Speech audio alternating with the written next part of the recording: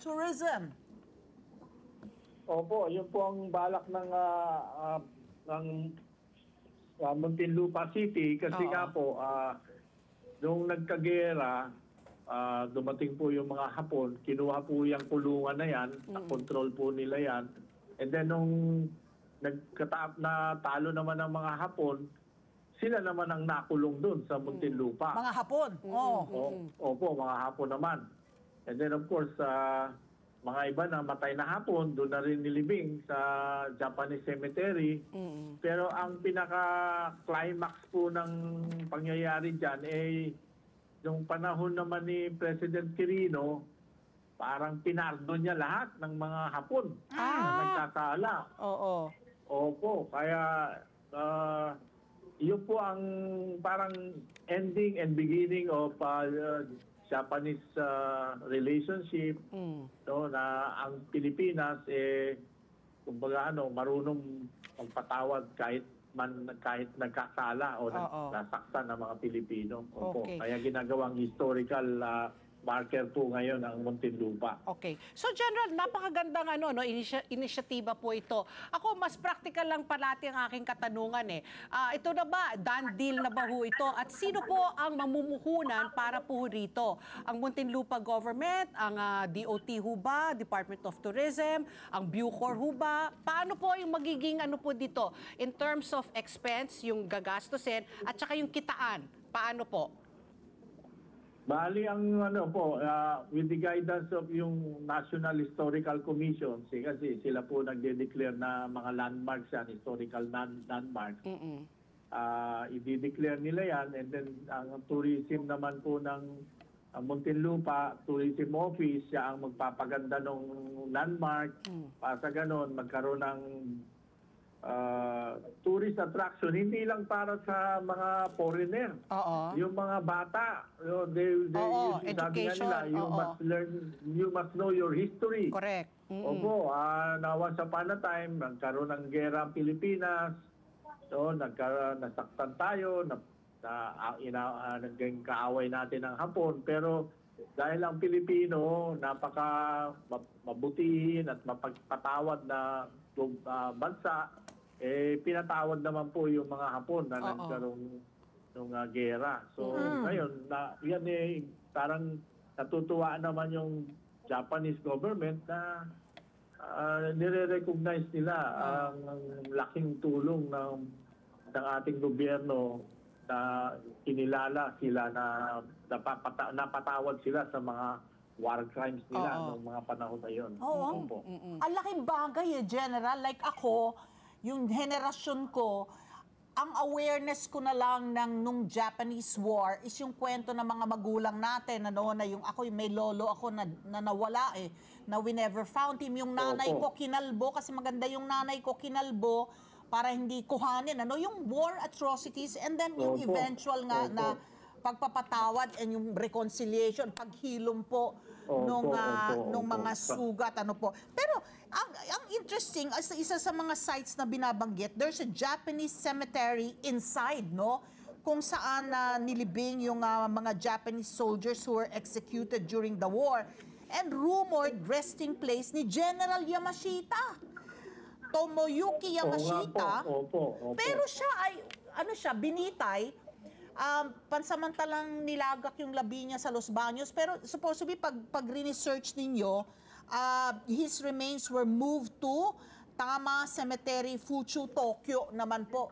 How interesting na pati yung final resting place ni Yamashita supposedly nasa loob. Opo. Kaya talagang hanggang ngayon na kung masariwain natin, meron pa nga dyan na dating DG, akala niya nandun yung Yamashita Treasure Ay, nga pala, naghukay! Meron nga pala naghukay! Kasi na swimming pool! Building ng DG's quarters. Hindi mo naitahin yung Yamashita sa Yamashita Treasure. Kaya naghukay. Kasi historical mark na yung DG's quarters. Pwede ko rin ituro na, ito yung once upon a time na inukay. Akala kasi nandun si Yamashita Treasure. Okay.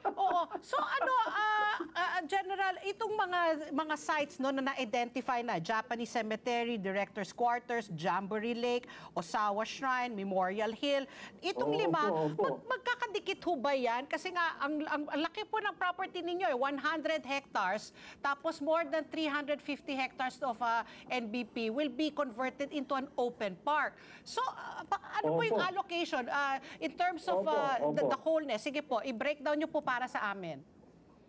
Opo, kasi matandaan nyo, hindi naman sa nung umalis kami dito sa ako kasi nag-ayos din nung relocation ng military sa Bonifacio. Okay. Ang mga nawala yung mga historical marker. Ay! Hindi tayo naglagay. Oo, di ba? Fort Bonifacio, home of the armed BGC forces. na ngayon. Nagsimula yung armed forces. Correct. Diyan ni pinaring squad si Lim Sing. Dyan ba? Oo, wala na yung dyan. Yung Na markers. Di ba, unang drug lord na nagdala ng drugs dito. Firing squad. After that, wala na nagdala ng drugs after that. So, yung sinasabi nila, sabi pa nga ni Jose Rizal, ang hindi lumingon sa pinanggalingan, hindi makakarating sa paroroonan. Talagang kailangan natin yung mga historical Reminders. marker na yan.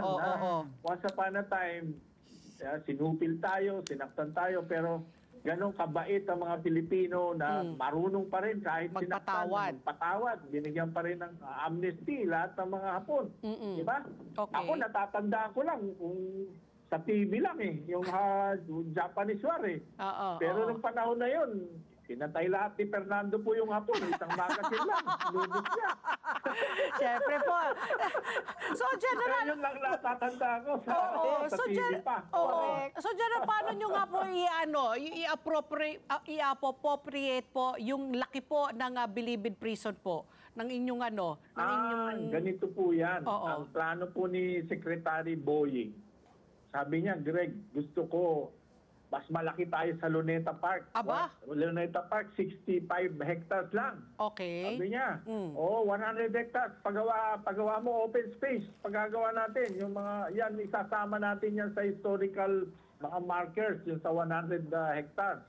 And then of course, magtabi ka rin ng 100 hectares for government center. Okay. Oo, dito natin ilipat yung mga government agencies na nangungupahan kasi sabi niya, alam mo ba, gumagastos tayo ng mga 3 billion a year para sa magrenta lang yung mga government agencies kung saan-saan. Ang greatest example dyan, hindi naman sa nanunumbat ako, di ba, yung DOTR, lumipat sa Clark. Yes. Ang problema, wala namang titirhan yung mga empleyado. Uwian sila, balikan. Wala pa naman train. Paano yan? Kawawa sila. So ngayon, bumalik na naman sila sa Metro Manila. So nung isang araw, na-meet ko si Secretary Bautista. Sabi ko, Sir, pwede naman kayong kumuha rin dito, kahit 500 hectares. Kasi yung kanilang attached agency na Philippine Coast Guard, na nahihirapan din. Kawawa naman sila doon sa tabi sila ng Manila Hotel na 7,000 square meters.